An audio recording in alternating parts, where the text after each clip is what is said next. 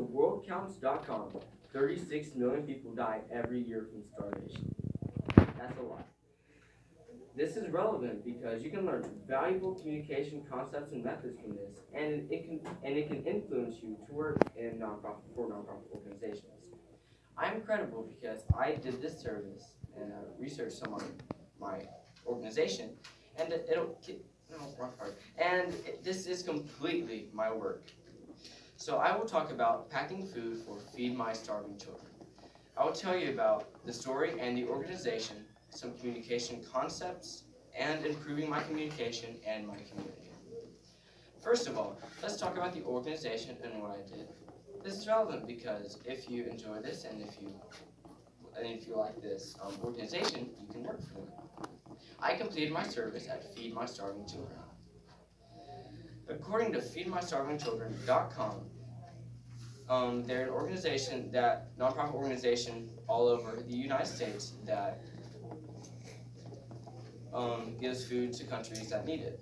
So they will have packing sessions like the one I went to that pack the food. It's really healthy. That goes to third world countries like Swaziland in Africa, Haiti, and Colombia. Their mission is that they feed starving children, and then while they do that, they spread the gospel to those children. And it's not just children, they also feed adults, but their main target is at children because they're the ones that grow and they're our next generation. And yeah. Okay, my story takes place in the Conway Convention Center where they held their packing session. So you'd walk in, and then like right in front of you, there was a bunch of seats, and then like a screen, and it was like orientation. And then the other half of the building over there was a packing, like this session where you pack. And there was many tables set up like this, where they would have two sides, and then you pack the ingredients, and you stack them over here, and then you take the box, and then like bring it to the weighing session. Which is what I did. I grabbed the box from the weighing session, and then they put it in a like giant box looking thing. And so yeah, my job was carrying boxes of ingredients to the people and carrying the boxes of meals over to the weighers. And it was really fun because I got to talk to a lot of people. There was a bunch of music, so then we got to dance when I wasn't like carrying heavy boxes. And I talked to the weighers. They were really nice, and then I talked to people packing the boxes. I only had half of the group. There was about 10 other packers along with me. So yeah, I helped their organization by packing the food that they send off to the places, and with that, it helps spread the gospel like their mission says. And yeah. Secondly, what values were found in my service? This is relevant because you can learn from these values that I show you. My first relevant communication principle is communication is simultaneous. According to the UALR Survival Guide, communication simultaneous means that there is constant exchange of communication.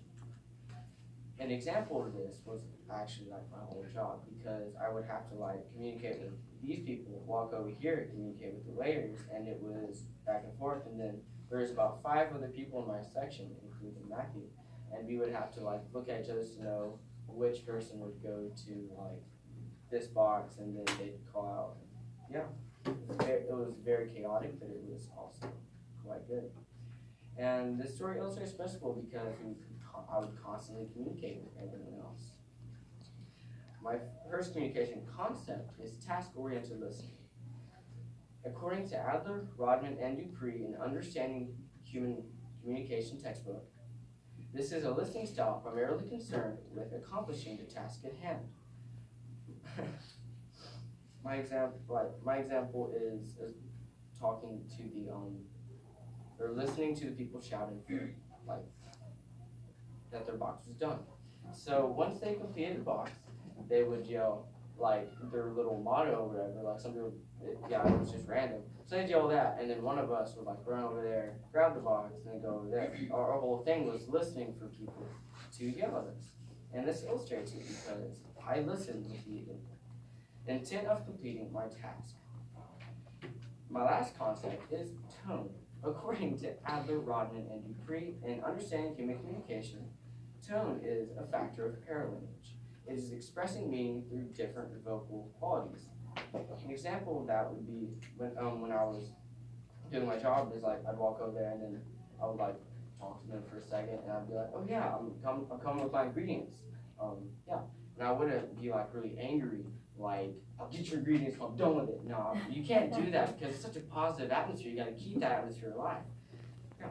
And this illustrates my tone because I was communicating meaning through my voice. Finally, I can use some concepts and implications to improve my communication and my community. This is relevant because, again, you can learn from this and you can take these concepts and improve your communication and community.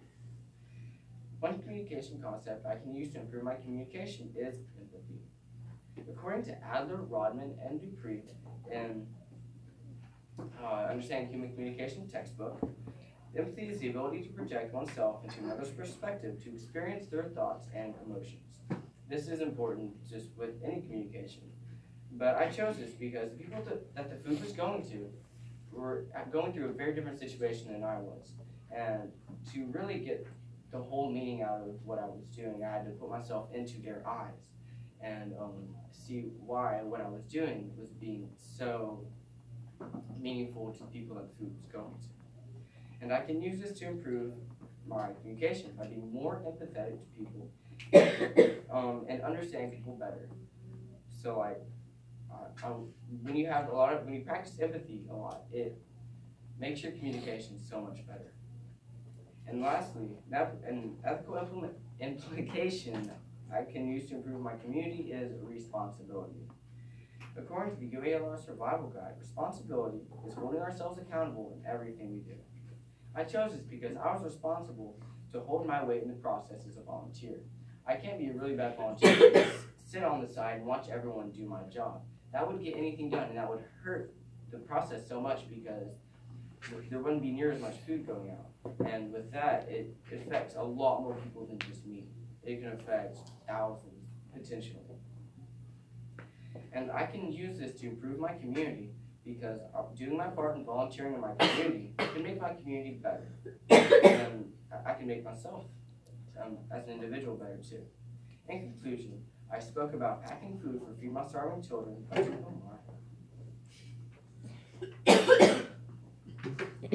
In conclusion, I spoke about Feed My Starving Children by describing the organization and telling my story, describing some relevant communication concepts, and the ways I can improve my communication and community. A couple hundred meals are packed each session across the U.S. It's not just like in Arkansas. There's packing sessions all year across the U.S. And this gives millions of meals across the world to people in need.